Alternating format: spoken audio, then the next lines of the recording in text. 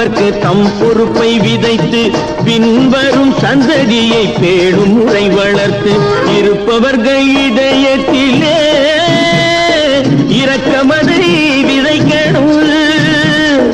இல்லாதார் வாழ்க்கையிலே இன்பப் பயிர் வளர்க்கணும்.